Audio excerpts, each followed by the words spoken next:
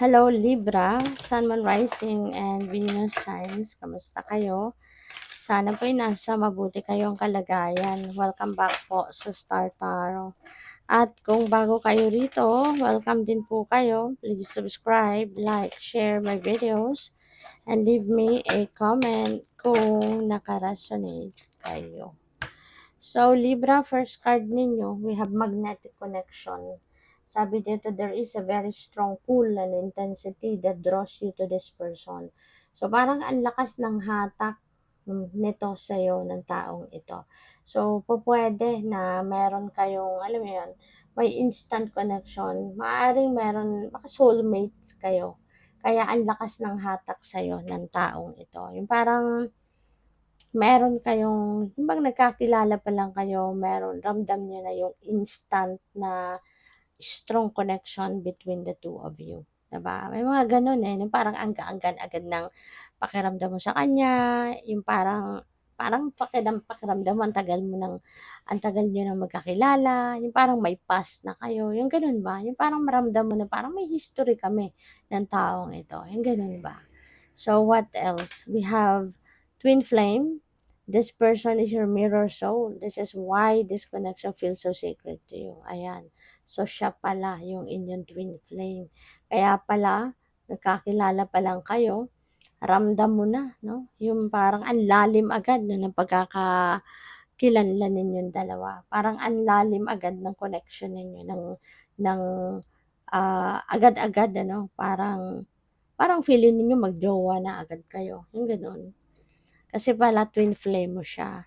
Sabi din dito, leave your fears behind. They are stopping this relationship from blossoming. Kasi may takot. No? Para sa iba sa inyo, parang natatakot kayo na, oh my God, diba? Saan hahantong ito? 'Di ba? Or pupuwedeng dahil nga sa kunyari ganito, related pa rin ito dito sa magnetic connection na 'yan. Maaaring natatakot kayo na parang ang bilis naman, 'di ba? Parang ang lalim naman agad ng nararamdaman ko para sa kanya, parang gano'n. So, natatakot na kayo. Kaya ayan, 'wag kayong matakot. Okay, huwag kayong matakot. Mas lalong dapat buksan ninyo yung isip ninyo, yung loob ninyo, yung sarili ninyo para ma-test ninyo kung ano nga ba talaga yung totoo mo din nararamdaman sa taong ito, 'di ba? Kasi kung matatakot ka pa, paano na lang kung ito talaga yung itinakda na tao para sa'yo na makasama mo habang buhay. Tapos aatrasan mo na kasi natatakot ka na, 'di ba? So, tingnan natin kung ano pa yung ganap. Ano pang mga messages para sa'yo. By the way, maraming salamat muna for subscribing to my channel. At kung hindi pa kayo nakakapag-subscribe, subscribe na kayo. And also, maraming salamat din for not skipping the ads. Malaking bagay yan sa akin. And also, please click the join button sa baba na video kung gusto ninyo na mag-join sa membership. So, we have deception. Ayan, sabi dito, someone is wearing a false self mask in this relationship. Ayan, so for some of you, maging maingat din kayo. So, kung ramdam ninyo na yung person that you are dealing with is someone na parang merong hidden agenda, then doon kayo na matakot, doon na kayo umatras, 'di ba?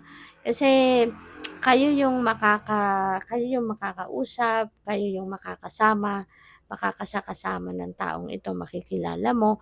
So, kung ramdam mo na there is something off with the person, kasi alam mo yun eh, mararamdaman mo yun eh, sa kasi mapapansin mo yung body language, mapapansin mo yung the way na makipag-usap sa'yo, the way na tumingin sa'yo, 'di ba?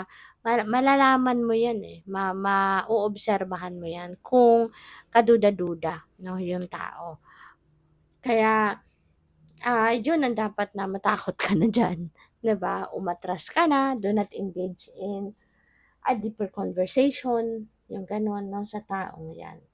Kaya kailangan mo lalo-lalo na doon sa mga bago, 'di ba, yung mga nagpapakilala sa'yo or mga nakikilala na ninyo online, 'di ba? So yun, doon kayo dapat na mag-pay attention, 'no?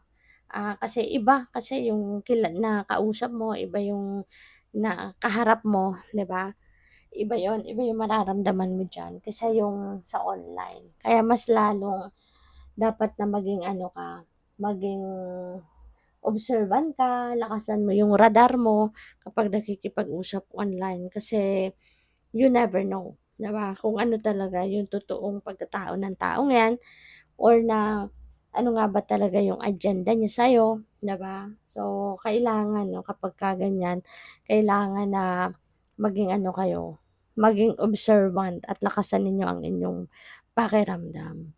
So, I have new love, a new person has stirred your romantic feeling. So, ayan, baka meron nga kayong makikilala, maaring magkaka-love life ka na nga ngayon kung hindi pa kayo wala pa kayong love life 'no.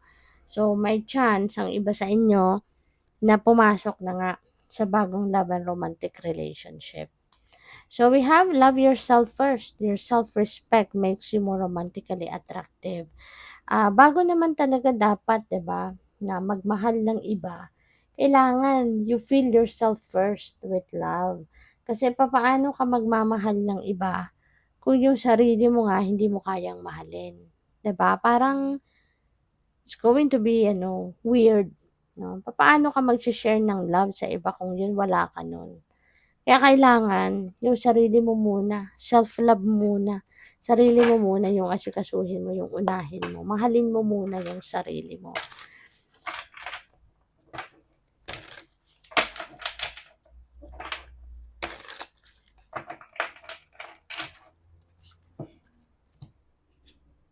So, we have the 9 of Cups. Ayan. So, this signifies happiness, no?